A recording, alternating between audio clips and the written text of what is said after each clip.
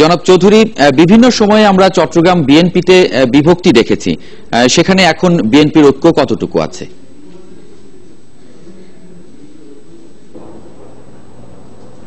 আমি জানি না আপনি কোন বিভক্তির কথা বলছেন।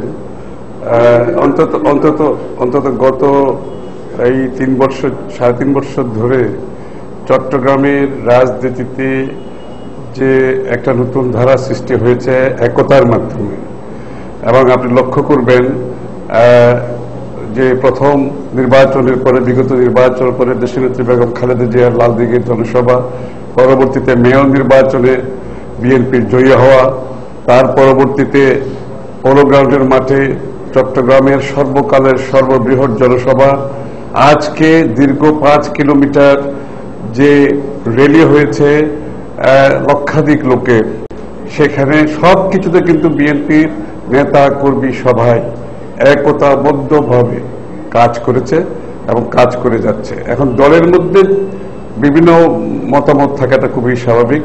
আমার মনে হয় সেটা গণতন্ত্রের জন্য অত্যন্ত একটা হেলদি ব্যাপার।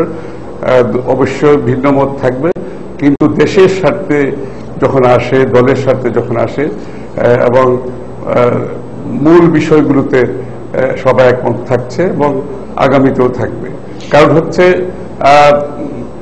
এত বড় একটি দলে তো ভিন্নমত থাকাটাই কিন্তু গণতন্ত্রের জন্য শুভ। জি জনাব চৌধুরী, আজকে প্রতিষ্ঠাবার্ষিকী উপলক্ষে চট্টগ্রামে কি ধরনের কর্মসূচি আপনারা নিয়েছেন? আজকে চট্টগ্রামে আমার মনে হয় সর্বকালের সর্ববৃহৎ র্যালি চট্টগ্রামের বুকে হয়েছে, লক্ষাধিক লোকের র্যালি হয়েছে, এবং সবচেয়ে ইন্টারেস্টিং সাইড হচ্ছে এখানে এই র্যালিতে সব ধর্মের, সব বর্ণের, সব পেশার লোক অত্যন্ত উৎসাহ নিয়ে কিন্তু সম্পৃক্ত হয়েছে, এবং রাস্তার দুধারে হাজার হাজার মানুষ করতালির মাধ্যমে আজকে র্যালিকে স্বাগত জানিয়েছে।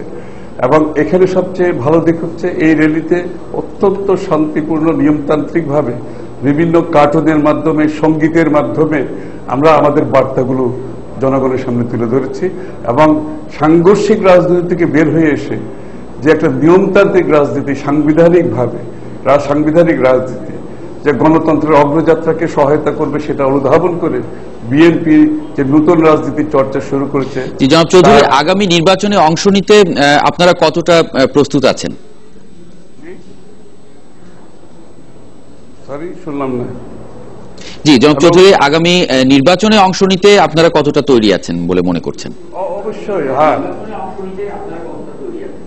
অবশ্যই। দেখুন, বিএনপি একটি গণতান্ত্রিক দল। এই দলের জন্ম হয়েছে বহুদলীয় গণতন্ত্রকে পুনঃপ্রবর্তনের মাধ্যমে। একদলীয় বাকশাল থেকে বহুদলীয় গণতন্ত্রের পুনঃপ্রবর্তনের মাধ্যমে প্লুরালিস্টিক রাজনীতির এখানে বাংলাদেশে বাস্তবায়নের জন্য এই দলটি সৃষ্টি হয়েছিল, অন্য দর্শন ছাড়াও। এবং এই জন্য এটা একটা গণতান্ত্রিক দল। আমরা নির্বাচনে যাওয়াটাইকে মনে করি এটা গণতন্ত্রের একটা গুরুত্বপূর্ণ অংশ, যে নির্বাচনের মাধ্যমে শান্তিপূর্ণভাবে ক্ষমতার হস্তান্তর করা। তবে সেই নির্বাচন হতে হবে নিরপেক্ষ নির্বাচন, একটি ফ্রি অ্যান্ড ফেয়ার নির্বাচন হতে হবে, যেটা গণতন্ত্রের এসেন্স। যে কোনো গণতন্ত্রের মধ্যে জনাব আমির খসরু মাহমুদ চৌধুরী, আপনাকে অনেক ধন্যবাদ আমাদের সঙ্গে যোগ দেওয়ার জন্য। দর্শক, আমাদের চট্টগ্রাম স্টুডিও থেকে বলছিলেন চট্টগ্রাম মহানগর বিএনপির সভাপতি আমির খসরু মাহমুদ চৌধুরী।